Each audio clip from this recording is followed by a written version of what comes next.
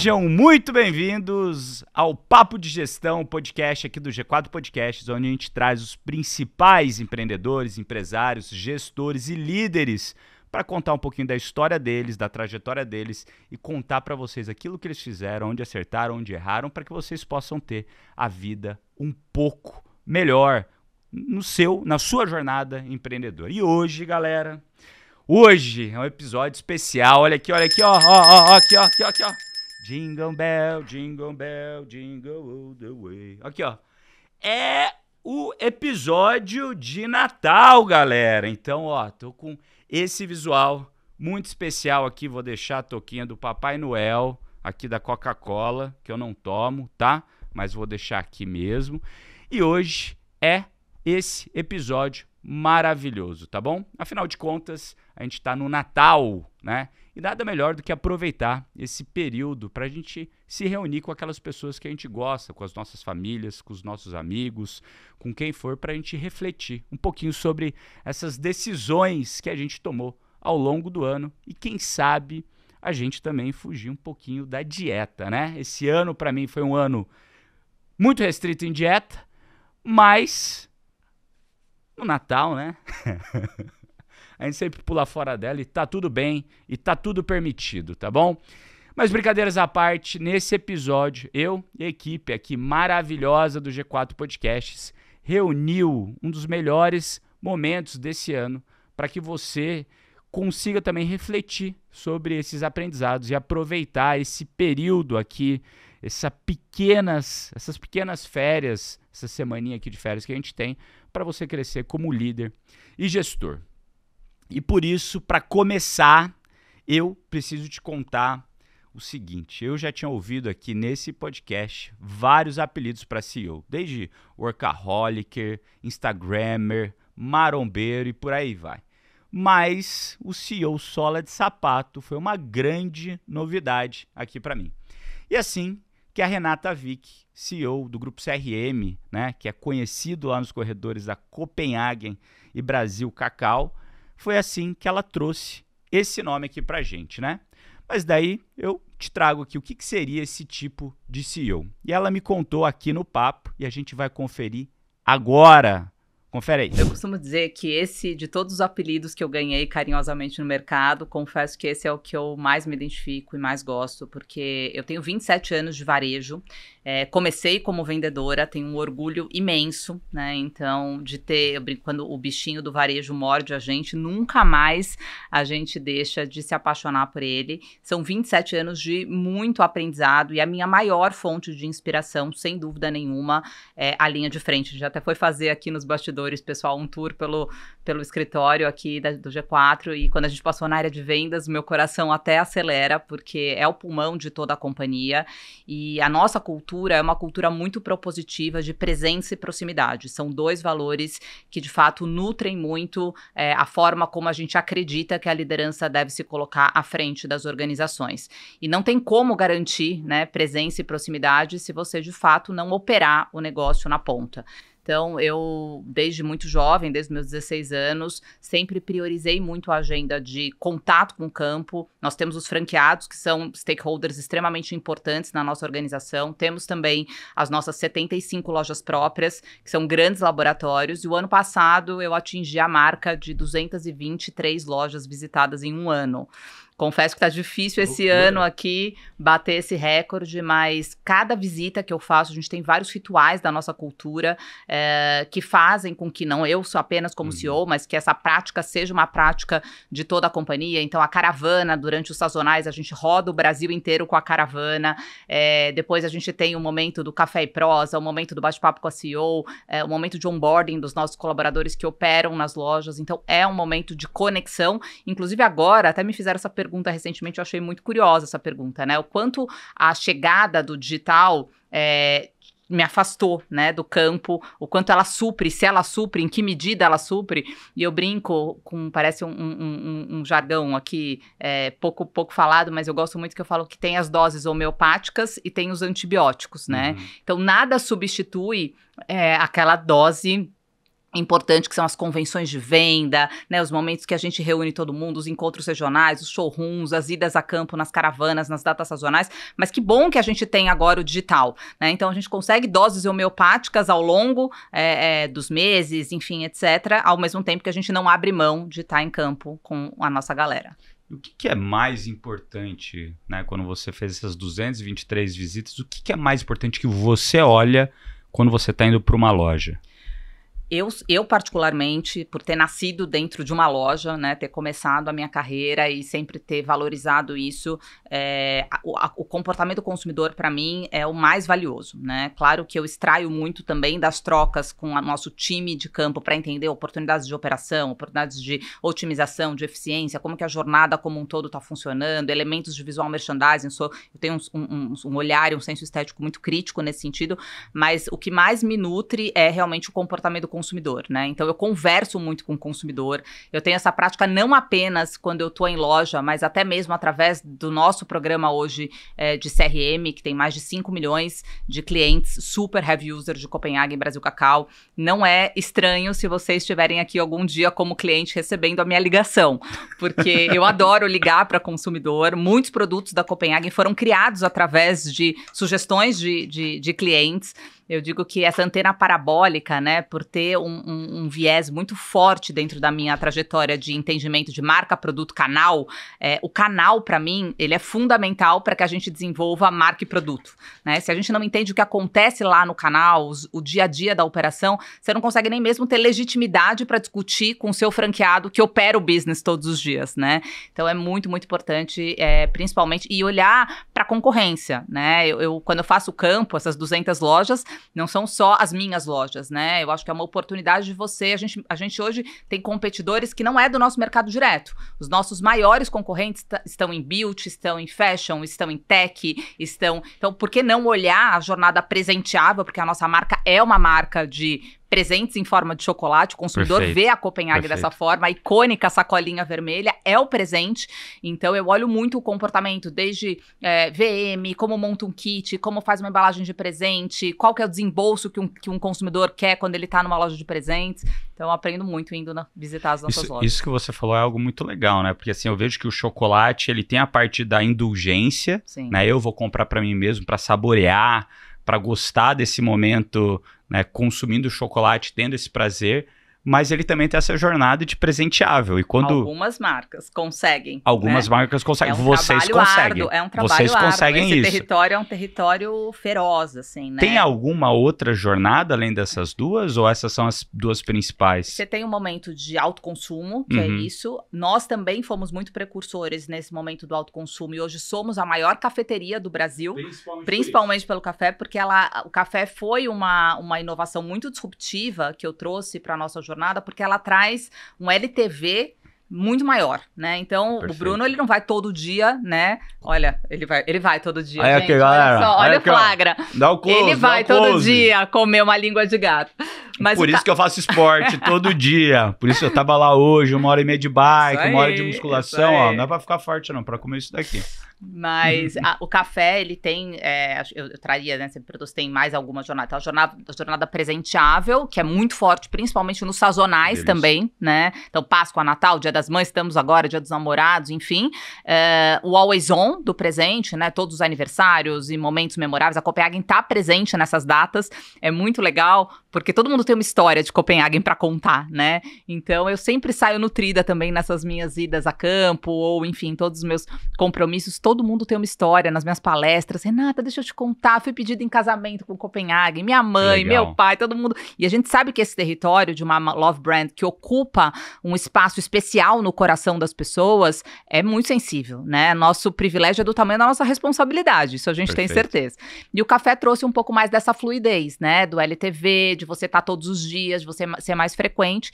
E agora, recentemente, também foi uma super inovação, a plataforma Clean Label, que é a plataforma de saudabilidade da Copenhagen, com chocolates zero açúcar, zero glúten, zero lactose, que também traz uma possibilidade de pessoas com dietas restritivas consumirem, ou até quem tem um lifestyle mais saudável, colocar mais vezes o chocolate na sua rotina. Além desse grande aprendizado, eu admito para vocês, galera, eu ultrapassei muito a minha meta de calorias naquele dia.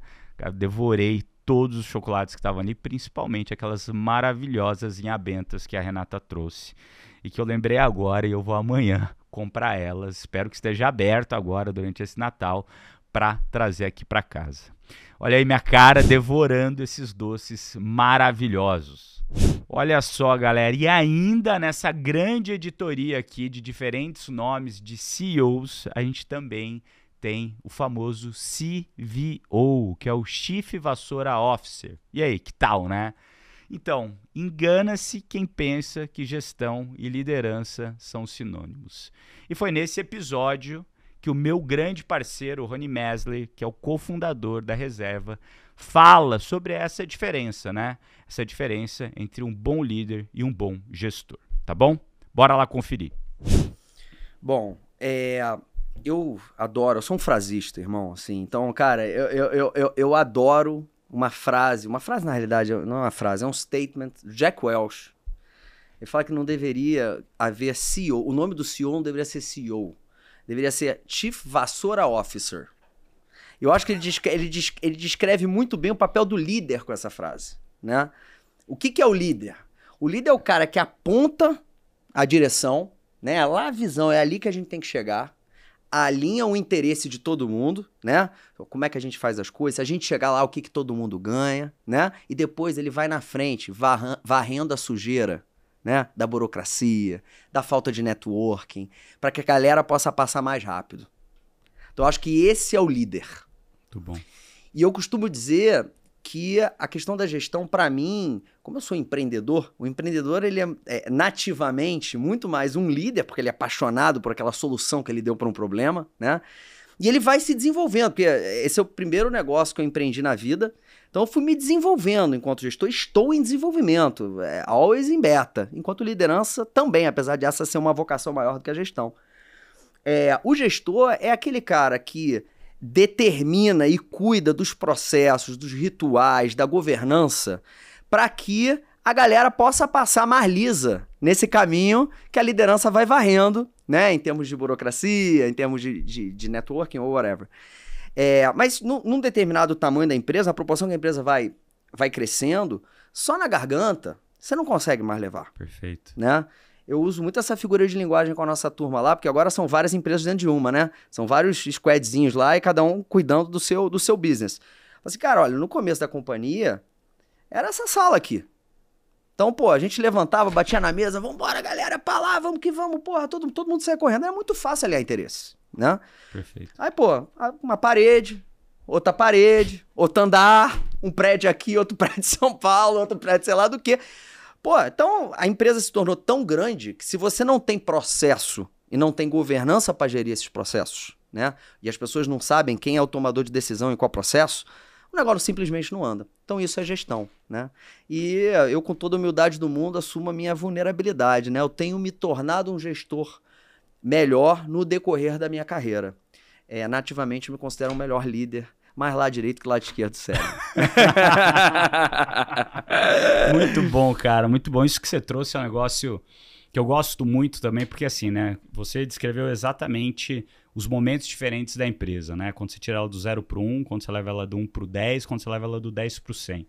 E tirar do 0 para o 1, que é um time menor, mais enxuto, onde normalmente você tem muita liderança e pouca gestão. Por quê? Perfeito. Porque é muito sobre você tomar decisão rápido, você concentrar muito a informação em você, porque você tem que saber tudo o que está acontecendo para tomar decisão rápido, porque você tem pouco recurso, pouco dinheiro, e cara, e aquela pequena decisão que você toma faz toda a diferença no médio e longo prazo. Isso é muito mais vendedor. Vendedor, primeiro, para os seus sócios, vendedor para os seus colaboradores e, por consequência, por último, Total. vendedor para o seu cliente. Mas se nem os teus sócios, nem seus clientes acreditam, de fato, na visão que você tem, ferrou.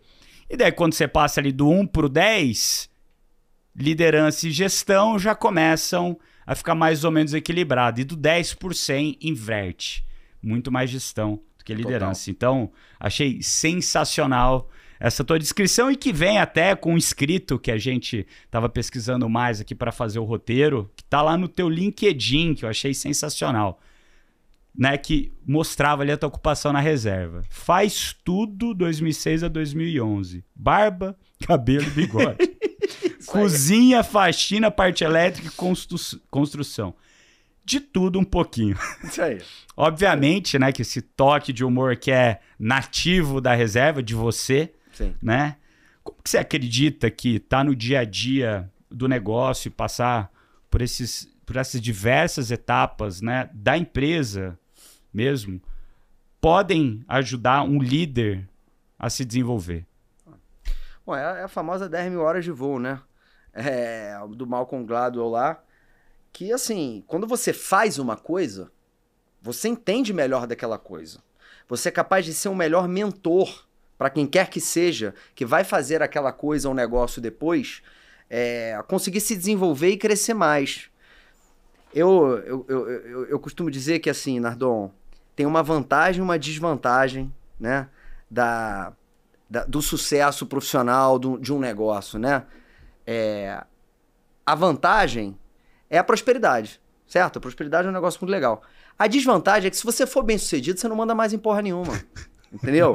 Então assim, a moçada que toca as coisas lá dentro hoje na companhia, bicho, a gente treinou a moçada, a gente tem certeza que aquela galera tem os mesmos valores e a mesma cultura que a gente. Eles sabem o que eles precisam entregar. Eles já demonstraram, né, prova de tese que eles entregam.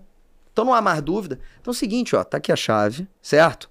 Se eu estiver atrapalhando, me avisa. Né? Se eu estiver atrapalhando, você, pelo amor de Deus, me avisa, né? Então toca o bumbo aí. E, obviamente, quando a gente vê que tá indo pelo caminho errado, a gente é o vassoura office, a gente traz de volta. Então, é impossível você ser... Eu escutei de um dos nossos conselheiros, que é maravilhoso, hoje em Arezzo, né?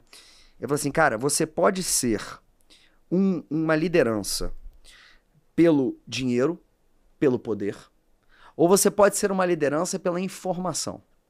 As pessoas vão respeitar a sua opinião, certo? Ou porque você tem poder econômico, Perfeito. E nem todas respeitam, mas algumas pessoas vão respeitar porque você tem poder econômico, ou as pessoas vão respeitar a sua liderança porque você tem informação, você tem conhecimento, você já viveu aquilo, você tem cabelo branco, você tem a mão machucada, cala na mão de tanto ter feito. Então, eu tenho um orgulho danado de já ter feito barba, cabelo e bigode na companhia. Eu já, expedi mercadoria, eu já comprei anúncio no Google, eu já vendi na loja, até desenho de ficha técnica eu já fiz de produto, cara. A gente tem as fichas técnicas que eu desenhava lá atrás na companhia. Olha aquele negócio, como é que o fornecedor entendia aquele treco, né? Irado. Mas a gente ia se virando. Então hoje eu consigo ser um mentor melhor.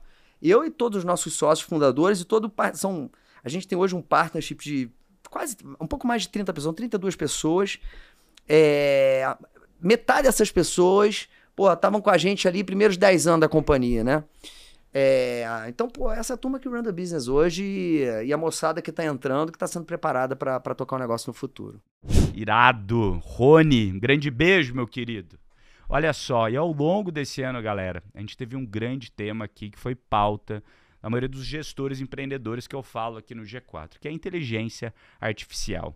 E a gente entende que esse ano agora foi um ano de aprender sobre o tema, sobre começar a implementar a inteligência artificial nas empresas, para a partir de agora, 2025, a gente começar a ter de fato os resultados dessas aplicações no dia a dia, o que vai fazer o seu negócio ser muito mais eficiente. E por isso, aqui no G4, a gente fez uma grande pesquisa e a gente percebeu que só 1 em cada 5 empresas médias utilizam AI e contam com especialista no tema, tá?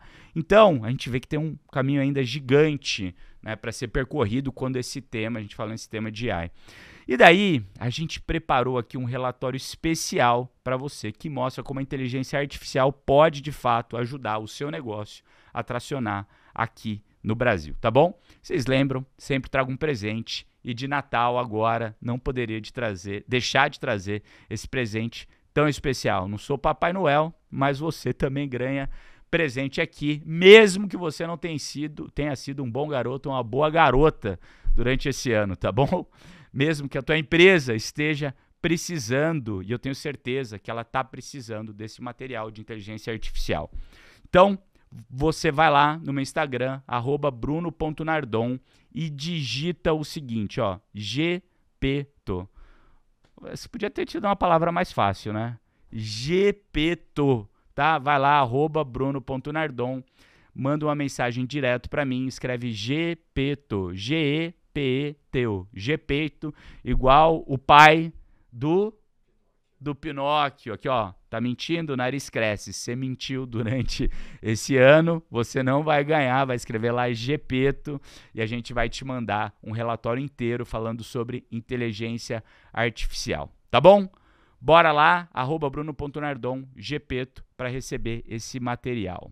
E agora, galera, eu vou aproveitar que a gente está falando aqui sobre inteligência artificial e eu vou me trocar, né? Vou me trocar? Isso, vou me trocar. Vou tirar aqui, ó, essa touquinha, porque eu tava com a cara horrível, porque eu não sou nenhum Papai Noel, né?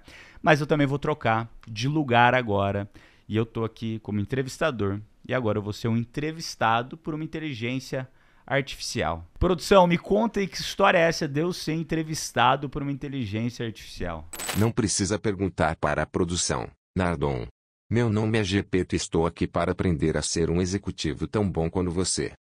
Assim, farei algumas perguntas e, com base nas suas respostas, treinarei meu prompt para melhorar minhas habilidades como CEO.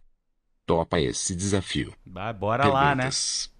Você decide com base em dados ou intuição? Bom, eu acredito o seguinte, né? Conforme a gente ganha experiência, a gente tende a ter uma intuição melhor, né?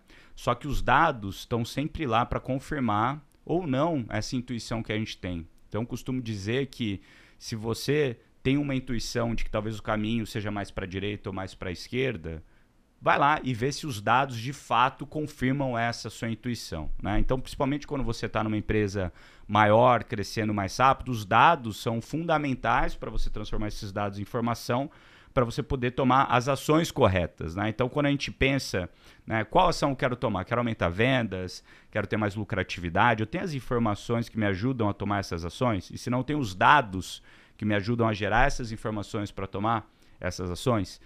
E daí é isso, né? Eu tendo a pensar, putz, eu acredito que essa ação que eu vou tomar vai me ajudar a aumentar faturamento ou lucratividade. Será que eu tenho dados e informações para suportar isso? Então é desse jeito que eu balanceio intuição com dados no dia a dia aqui do G4.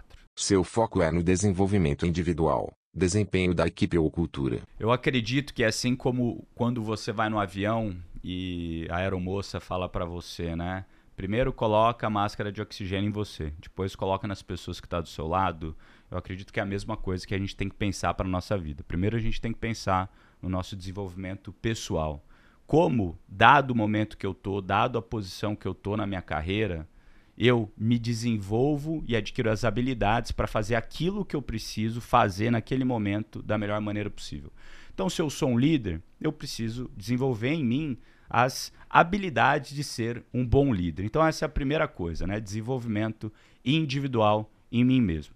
Depois disso, eu vou para a cultura, porque a cultura nada mais é do que a extensão de você, dos fundadores de uma companhia ou daquela mesma companhia, né? Então, quando você fala em cultura, que você pensa, por exemplo, na Inglaterra, como que as pessoas na Inglaterra se comportam? Você já pensa direto, né? São pessoas que chegam na hora certa, que tomam aquele chazinho às 4h20 da tarde lá na Inglaterra, pessoas super bem arrumadas, estilosas, né? Quando você vai para a França, as pessoas já pensam sobre vinho, comida boa, um joie de vivre, né? Um estilo de vida um pouco mais pacato, que, né, às 6 da tarde a caneta já cai, né? Quando você vem para o Brasil, você pensa em alegria, diversidade, aquele jeitinho criativo brasileiro que é bom, mas às vezes é ruim, um pouco de desorganização. Então, como essas culturas nesses países são, eu vejo que é a mesma coisa da cultura de uma empresa. Ela vem com a autenticidade daquilo que você é e, por consequência, aquilo que a sua empresa é. Então, quando você pensa na cultura de uma empresa, você tem que pensar no quê, né? Se essa empresa fosse uma pessoa, como ela responderia a certos estímulos? Então, a segunda coisa que eu olho é muito a cultura, porque é uma série de valores e de comportamentos que se espera de uma empresa, que tipicamente é uma extensão do que os fundadores e fundadoras daquela empresa são, no comportamento e na reação daquela empresa. Então, primeira coisa, desenvolvimento individual, segunda coisa, cultura.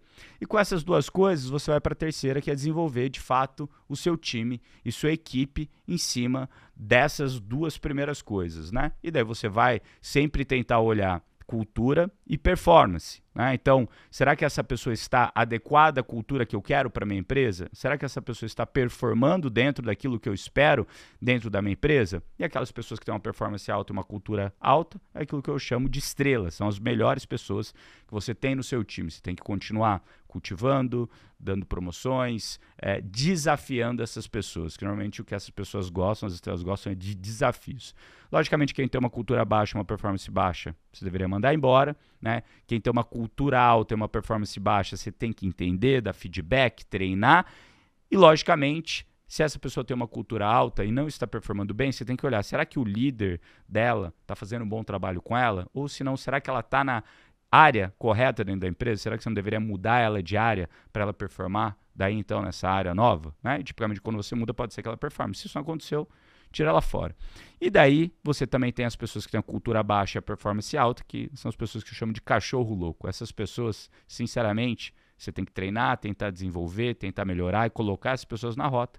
Mas se não melhorarem, é o que eu chamo de sacrificar em praça pública. Você manda embora e explica para a empresa inteira porque essa pessoa, mesmo batendo meta, não deveria mais continuar na empresa. E essa galera que está ali na meiuca de performance e cultura é quem leva a tua empresa nas costas. Você tem que continuar desenvolvendo elas sempre. E esse é o teu desafio como líder e gestor. Se desenvolver individualmente, garantir que a cultura da tua empresa está alinhada com aquilo que você acredita e com a sua autenticidade e dos seus outros sócios.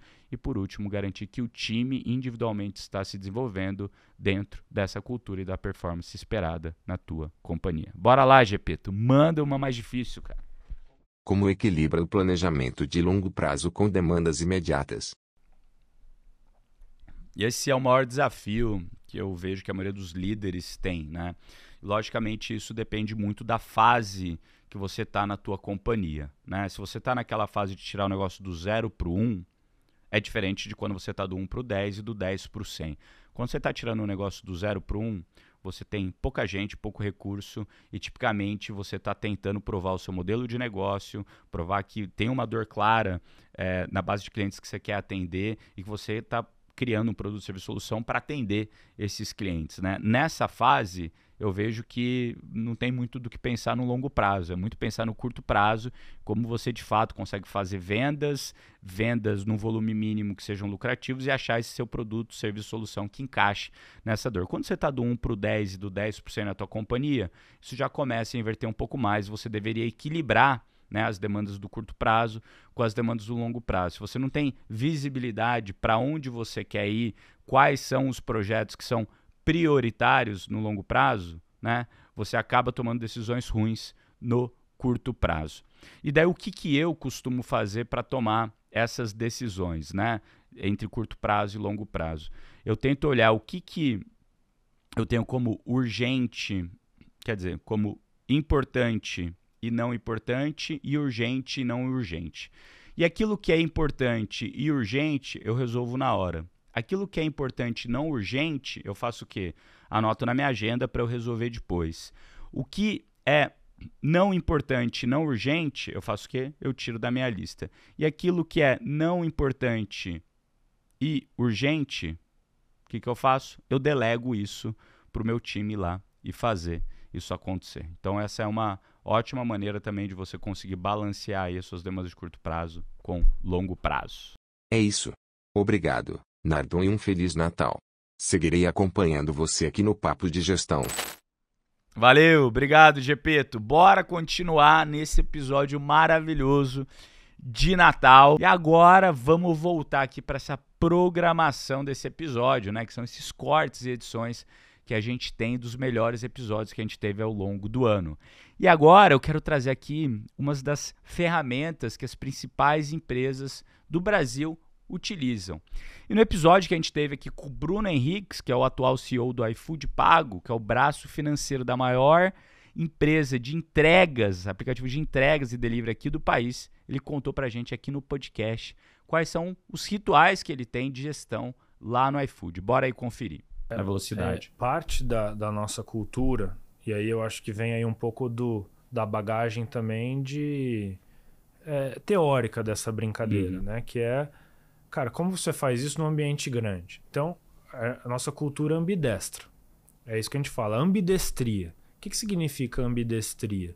Pô, metade, é como se você separasse. Metade da minha equipe é controle, eficiência, produtividade. Cara, garantir, assim, eu não posso correr o risco do iFood cair. Eu não posso correr o risco da comida não chegar no tempo. Eu não posso... Esse negócio tem que funcionar bem pra caramba. E continuar melhorando. E teu negócio tem um caminho de crescimento. Só ali tem muita inovação rodando desse lado, mas são pequenas inovações incrementais que fazem uma diferença louca no nível de serviço que você vai oferecer para o cliente. Perfeito. Agora, do outro lado, cara, tá a inovação. E assim, se você não tiver o empreendedor ali dentro, que é o cara que desafia o status quo, desafia o que você conhece. Então, a nossa organização de time sempre foi nessas duas pontas.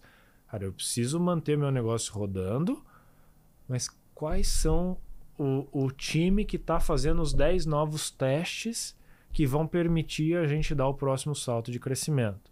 E quais são essas apostas que estão ficando mais firmes, onde a gente pode botar mais dinheiro? Então, acho que em termos de gestão, é muito importante saber separar quem está de que lado. Perfeito. E o engraçado é você vai vendo o perfil das pessoas. Tem pessoas que têm o perfil de cá. Tem gente que você fala que essa pessoa é ótima, mas você bota na inovação, ela fala, meu, que dor de barriga. Sim, como que você convive com esse caos? Como que você convive sem saber se esse negócio vai dar certo ou não? Era a nossa dupla, né? Cara, e essa pessoa não performa aqui, mas aqui ela é um avião. Perfeito. Coloca ela aqui. Agora, você tem gente que não suporta chegar todo dia, abrir, ler o mesmo relatório todo dia, não consegue. Então, a turma mais doida coloca aqui. E esse cara, ele precisa descobrir alguma coisa nova. Ele se alimenta disso. Então, perfeito, é muito claro no perfil das pessoas quem está de um lado e de outro. E isso é a beleza. Assim, você, como gestor, saber botar de um lado, do outro e fazer essa máquina funcionar ao mesmo tempo. E hoje, quando você pensa na sua estrutura lá, ou na estrutura que você tinha, era o quê? 1.000 pessoas, 500 pessoas, 700 pessoas? Como é que é, mais ou menos? A gente tinha ali em dados, inovação, crescimento ali, em torno de umas 1.000 pessoas. 1.000 pessoas. Mas direto com você era o quê? 7, 10, 5? Exato. Assim, sempre meu layer foi entre 5 e 7 pessoas. Isso que dá para gerir na minha concepção. Pessoas embaixo? E essas pessoas também, elas tinham, sei lá, aí 4 pessoas embaixo de cada uma e esse layer ia descendo. A gente nunca gostou de deixar a coisa a hierarquia muito longa. A gente sempre tentou manter isso mais flat e organizar muito mais focado em missões e projetos. Né? Então, qual é o projeto que a gente está tocando? Aonde a gente quer chegar? Qual é a meta? Sabe, a gente quebra o ano em 2 miniciclos dentro do iFood. Então, tem meta de ser uma grande visão de um ano, que a gente para uma vez e se reorganiza e fala onde a gente quer chegar no próximo ano, e a gente revisa isso uma vez no ano. Então, são 2 ciclos de 6 meses, com metas muito claras. Essas metas estão linkadas a projetos estratégicos. Sempre é algo estratégico, sempre é algo com potencial de crescer, na maior parte das vezes. E a gente acompanha isso ao longo do ciclo. Então aí tem os nossos rituais de gestão. Todo mês tem o que a gente chama de RMR, que é reunião mensal de resultados. Tá. A gente tem 2. Reunião mensal de resultados, gestores participam, a gente vai bater meta a meta e vai focar o quê? Onde está mal, onde está vermelho. Perfeito. E cada meta vermelha tem que ter... Pô, então qual que é o... E você faz isso com o seu primeiro layer ou com o primeiro e o segundo? Primeiro e segundo layer. Você. Direto. Primeiro e segundo layer. Essa meta tá vermelha. A verde, pô, tá lá. Toca. Perfeito. A vermelha. Qual é o fato? Tá vermelho. Por quê? Qual a causa? Qual o plano de ação? É o famoso FCA. Então, toda reunião... O que é o FCA? Fato, causa, ação. Perfeito. Qual é o fato? Qual é a causa? Qual é a ação? Então, você tem que sair dessa reunião mensal. Pô, no próximo mês, são essas 3 ações que vão mexer o ponteiro dessa caixinha aqui, dessa meta. E então, todo mundo tem muita clareza de execução ao longo do ciclo. E a gente tem... Aí, indo para baixo nos outros dedos, a gente tem uma reunião que chama RMA, que é a reunião mensal de alinhamento, onde a gente alinha a empresa inteira, né? E aí, acho que aí cada gestor com a tua área, mas isso vai para baixo e fala, olha, pessoal, esse é o nosso mapa estratégico, essas caixinhas estão verdes, essas estão vermelhas, essas estão amarelas. As vermelhas, olha, nós vamos fazer A, B, C. As amarelas, idem. Pô, aqui não tá tão mal, mas essas são as ações. Então, daqui a um mês a gente volta a se falar, é para lá que a gente vai. Então, sai todo mundo sabendo a missão do próximo ciclo. Muito bom, senhor Bruno Henriques. E agora a gente vai falar aqui um pouquinho sobre cultura, processos, rituais e falar que isso daqui não é frescura não, galera. E algo que também é essencial para garantir que toda empresa tenha um grande crescimento com eficiência independente do tamanho que ela tem. E para isso a gente teve um episódio aqui com a Sara Bushvids, né, que passou aí por grandes multinacionais como a PepsiCo, a Mastercard, a Mondelez e a ESPN. E ela hoje é a atual CEO do Estúdios Flow, que é uma das principais produtoras de podcasts aqui do Brasil. E nesse bate-papo que a gente teve com ela, ela contou um pouquinho dessa experiência que ela teve nessas grandes empresas e como ela fez para trazer esse conhecimento para levar uma startup que já tinha saído do 0 para o 1, já tinha ido do 1 para o 10 e agora estava indo do 10 para o 100. Então, bora conferir um pouquinho desse episódio. Foi uma surpresa boa quando eu cheguei, porque eu tinha essa impressão de que numa startup, principalmente conteúdo, seria uma grande bagunça. E não é verdade. Não é, a gente tem um CFO Riz, que é muito bom, e o André também, ele criou uma base que a gente tem uma estrutura bem organizada, controles, tem PNL por produto. Eu falo assim, na Mastercard não tinha PNL por produto. A gente está implementando SAP agora. Legal. Então, assim, é uma empresa que ela já tem uma maturidade organizacional interessante, mais do que eu imaginava. Confesso que é maior do que eu imaginava. Qual que é meu papel? O que eu trago, né? Eu acho que eu vou trazer mais rituais, governança. Acho que isso é muito importante. Isso a gente não tem hoje, porque a gente foi crescendo, são muitas verticais, muita coisa. Então, eu vou retomar os rituais de governança. Construir uma liderança mais voltada para as pessoas, né? Não que o André não tinha esse perfil, ele é muito, muito coração, mas ele não tinha tempo de olhar para cada uma das pessoas, né? Como ele estava construindo aquilo quase, né, do zero, ele estava escalando. Então, meu papel é escalar. Para eu escalar, eu vou ter que fazer algumas organizações, né? Então, olhar para as pessoas, olhar para a gestão, olhar para a governança, para rituais, reorganizar a cultura organizacional, a cultura do flow, porque hoje eu tenho uma questão. A gente criou muitas verticais e vieram pessoas de todos diferentes perfis, o que é maravilhoso, né? Mas a gente tem silos. Perfeito. Cada vertical é um silo. Então, eu tenho um papel de construir esse one flow de novo, o grupo, a visão de grupo, que todo mundo trabalha para o grupo, apesar de estar focado no news, ou no games, ou no esporte, todo mundo trabalha para o flow. Então, eu trago esses conceitos de governança, de gestão, de cultura organizacional. Da ESPN, eu trago muito, acho que a visão editorial, né, de que muita coisa, né, a gente vai lá, assim, as coisas foram acontecendo no flow. E que, assim, não foi sorte, não, tem um método. O Igor sempre fala, tem um método, e tem mesmo. Né? Mas tem alguns detalhes que não deu tempo de fazer. Que é parar e falar assim, tá bom, esse produto é o quê? Qual a linha editorial? Pra quem que ele é? Organizar mesmo, sabe? Deixar as coisas mais claro. Mais claro. E aí mais vendável também. Perfeito. E mais claro também para construir inovação. Perfeito. Então, da ESPN eu trago isso. Eu trago também da ESPN uma visão de comunicação integrada. Como é que a gente pode usar os nossos próprios canais para comunicar. Isso, eu e minha equipe, a gente fez na ESPN, foi transformador para o negócio. Então, E a questão das marcas também. Eu sou CMO, então eu tô sempre... Eu tenho dó da Amanda, que é a nossa head de marketing, porque o meu coração de CMO continua, né? Então, eu carrego... Você tem que desapegar, pô. Eu sei, eu tô desapegando, eu confesso que eu tô. Ela espera mais de mim do que eu tô dando em marketing. Mas eu tenho a visão dos CMOs. E aí tem a questão do CMO, que é a bagagem que eu trago como anunciante.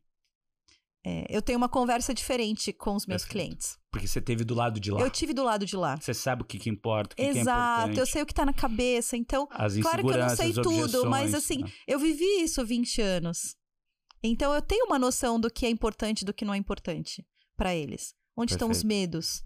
Perfeito. E aí eu consigo atuar em cada uma dessas coisas. Eu trago um monte de coisa, mas trago também uma caixinha aberta, sabe? Um baú totalmente aberto para aprender, porque é um mundo novo. Eu chego lá, é totalmente diferente. Legal. Assim, eu falo que eu tô me sentindo muito livre, que eu larguei a caixinha corporativa em casa e agora tô criando fora da caixinha. Quando você fala de rituais e governança, dá 2 exemplos assim do que você acha que é primordial para quem está ouvindo a gente, talvez queira implementar rituais e governanças, uma governança melhor, né, própria empresa, que você acha que é imprescindível de toda empresa ter. No nosso caso, por exemplo, nós temos as verticais. Né? Hoje não tem um alinhamento entre os heads das verticais. E eu acho isso fundamental. Tá bom. Tá? Então, criar rituais de alinhamento com esses heads. O que é um ritual? Uma reunião? Uma reunião. Pode ser uma reunião, pode ser utilizar algum sistema para compartilhar melhores práticas, mas eu acredito nas reuniões. Presenciais ou online, tanto faz. Mas ter momentos juntos de troca importante e momentos juntos de alinhamento da visão. Perfeito. Porque também esse ritual e governança vem, né? O papel do CEO para alinhar a empresa inteira numa visão, numa missão do que vai acontecer. Então, isso para mim é importante como ritual. Alinhamento para os heads, alinhamento para toda a empresa. Ter mais comunicação. A gente é uma empresa de comunicação, mas quando eu cheguei, então falava, nosso problema é comunicação. Claro, não dá tempo de comunicar, é tanta coisa. Tá tanto no operacional então, tático para quem que não consegue tá fazendo, assim, as grandes corporações, elas investem bastante tempo se comunicando com seus colaboradores. E essa é uma coisa que eu também quero implementar. Sabe, bate-papo com o CEO, newsletter, sei lá qual vai ser o formato, que tem que ser um formato que tem aderência por flow. Mas são esses rituais pra gente ter realmente, acima de tudo, pra mim, é alinhamento e construção para um grupo só. Irado, muito bom. E agora a gente vai aqui pro 5º corte, que a gente gostou durante todos esses episódios que a gente fez do Papo de Gestão aqui no G4 Podcasts. E não poderia esquecer do meu grande amigo Richard Stade, né, que ele trouxe aqui muito aprendizado pra gente e trouxe alguns pontos, né, sobre os filhos dele, né? E quem não se emociona quando a gente fala sobre nossos filhos? Afinal de contas, né, por trás de um grande CNPJ sempre tem um CPF muito forte que consegue, né, ter essa família que está ali por trás, logicamente ajudando, né, como sempre melhorar a performance no CPF, na família e no CNPJ, né? A gente até consegue falar que consegue separar o CNPJ do CPF, mas eu não acredito muito nisso. E eu acredito que é tudo junto e misturado no final do dia e um ajudando o outro da melhor maneira possível. Por isso, vamos ver aqui, né, como grandes executivos trabalham para ser bons gestores e bons pais e maridos. Então, Richard Stade, CEO da Aramis, e eu contamos um pouquinho sobre essa experiência e eu trago ela aqui agora para vocês. Bora lá ver. Olha, primeiro eu falo que as crianças são exemplos da nossa atitude, não do que a gente fala. Isso é a mesma coisa para os colaboradores. As pessoas estão menos por estar falando e mais como você está agindo. Então, acho que a primeira coisa que me trouxe a paternidade foi essa reflexão do... sim, autenticidade, mas tratar bem as pessoas, ser uma pessoa coerente, porque eles são umas esponjinhas de tudo que a gente está fazendo na prática e não que a gente fica falando no discurso. A segunda coisa que me impulsionou muito é a minha disciplina de agenda. Eu senti que fiquei muito mais efetivo no trabalho para poder ter meus momentos de manhã com eles e não chegar tarde em casa para ver eles também, porque passa muito rápido. O trabalho é uma coisa divertida para muita gente. A gente acha no trabalho diversão, que não é a visão antiga de trabalho, a gente acha diferente. Divertido. A gente se diverte no que a gente faz. De ficar. Não, que a gente gosta. É um bom passatempo. É um passatempo que a gente se diverte intelectualmente no negócio. Então, eu sou muito disciplinado também com meus esportes. Acho que é um tripé no final. É tempo para você, tempo para a família e tempo para o trabalho. Não é 33. Eu acho que é você saber os tempos e movimentos da sua vida. Às vezes vai estar desequilibrado, mas ter a disciplina de voltar. E não simplesmente não ter a consciência em relação a isso. Então, eu faço esporte de manhã cedo, 6h30, 7h30, porque das 7h30 às 8h tomo um café com eles e eu pro colégio. Trabalho 8h45 até às 7h15, porque eu quero chegar em casa às 7h15, jantar, dar banho, brincar, conversar, para pôr para dormir. Então, eu tendencio a ser disciplinado na minha agenda para ter tempo com eles também. Uma coisa que eu não tenho feito como a disciplina que eu gostaria, mas eu deveria fazer melhor, é nesse intervalo das 7 e pouco às 8h30 que eles dormem, a presença está mais plena. Porque às vezes a gente está, mas a cabeça não está. Então acho que tem um desapego importante de reflexão, e aí eu tenho estudado muito sobre respiração e meditação. Então eu tenho estudado talvez entrar numa respiração pré-chegar em casa para tentar baixar sua frequência e ter uma conexão maior. Acho que é uma coisa que eu tenho refletido sobre. Legal. Que senão a nossa frequência está muito alta, com muita coisa acontecendo na nossa cabeça e automaticamente a gente está, mas a gente não está. Então acho que a presença nesse sentido é importante, que eu tenho refletido bastante sobre. E também que a gente vê que a vida está passando rápido quando a gente está perto deles. Quando você vê o outro moleque de 8 anos, já um menininho falando, que vai fazer 3, com a personalidade que ela já tem, fala, putz, esse negócio está passando rápido. E acho que tem essa consciência essa fase não volta. E tem um dado muito interessante, né? Do 0 ao 7, basicamente você forma quase toda a parte socioemocional de uma criança. 0 aos 3 e dos 3 aos 7, né? Essa divisão. Sim. É tão importante a presença, a valores, visão de mundo, essa conexão, porque essa parte é a formação que vai levar para o resto da vida. E você não pode delegar demais esse negócio, né? Então, óbvio que acho que é um trabalho casal, escola. Mas quando eu tô vendo a minha que fez 3, o de 8, eu falei, putz, olha a diferença. Olha a diferença e olha o momento, olha a importância. Então, para mim, trouxe disciplina, trouxe foco, trouxe uma consciência importante de... Eles são exemplos da minha atitude, não do que eu falo. Então, como eu trato as pessoas, como eu lido, como eu cumprimento, como eu vejo alguma coisa errada, eles falando, eu falei, deixa eu te explicar. E eu falo que, no final, o que a gente consegue ensinar para eles que o resto do mundo não consegue? E que eu acho que faz de algumas pessoas um pouco diferentes. É a nossa visão de mundo, como a gente enxerga as coisas e as situações. Legal. Então, conseguir pegar um exemplo e acontecer alguma coisa. Deixa aqui, vem aqui. Deixa eu te explicar o que aconteceu. Deixa eu explicar os caminhos que você pode fazer e por que eu acho que esse caminho para você seria mais efetivo. Eu peguei, quando eu tinha 6 anos, eu fiz isso com ele. E ele entendeu. Eu falei, olha que loucura. Como a gente consegue fazer o mundo está mudando. A AI está mudando o mundo inteiro. O que vai ser? Quem tem sabe, as boas perguntas e ter um bom senso lógico de olhar para as situações e entender os cenários e ter clareza de como se posicionar. Quem vai ensinar isso não for a gente? E a gente faz tão bem isso na vida o dia inteiro, porque que a gente faz, como a gente não está ensinando quem mais precisa e fica mentorando quantas pessoas fora de casa. Perfeito. Então eu também tenho me provocado a ser mais mentor também dessa visão família. De mundo para eles. Muito bom. Como você pode pensar diferente das pessoas. Muito bom. E você? Tô aqui, vou perguntar. Você que é o entrevistado hoje, cara. Eu tô curioso. E eu qual curioso. A pergunta? Me faz a pergunta. Aqui você me fez. O que mudou a paternidade pra você, tanto no trabalho como na sua vida? Tá aqui papel. Brincadeira. Não, cara, assim, a minha visão é muito parecida com a tua. Antes, eu era... Na minha vida, eu tive fases e eu sempre fui viciado em algo, em cada uma das minhas fases. Quando eu era novo, eu era viciado em esporte e em estudar. Eu passei na faculdade, continuei viciado em estudar, mas parei de fazer esporte. Daí eu comecei a trabalhar, fiquei viciado em trabalho até o meu primeiro filho nascer. E na hora que meu primeiro filho nasceu, eu entendi que talvez deveria existir mais equilíbrio na vida. E quando eu falo viciado, a palavra viciado ela tem que ser forte, porque o vício disso ele é aceito na sociedade. Porque não é o vício de álcool, não é o vício de droga, mas, pô, o vício de muito esporte, se você fica doente recorrentemente, tá te fazendo mal. Com certeza. Um vício de trabalho, se você está engordando muito, não tá tendo, talvez, um pouco de maturidade emocional para aquilo que você precisa, também não tá sendo o ideal que deveria ser. Logicamente, que quando eu olho para trás, se eu não tivesse sido viciado em cada uma dessas coisas, eu não seria quem eu sou hoje. Sim. Só que aquele ponto do meu filho ter nascido e do momento que eu fiquei sabendo que a gente estava grávido, cara, aquele monte de eureka, caralho. Aquele objetivo que eu tinha, aquele vício que eu tinha. É aquele negócio que, cara, mudou minha cabeça, brother. E aí, como vai ser amanhã?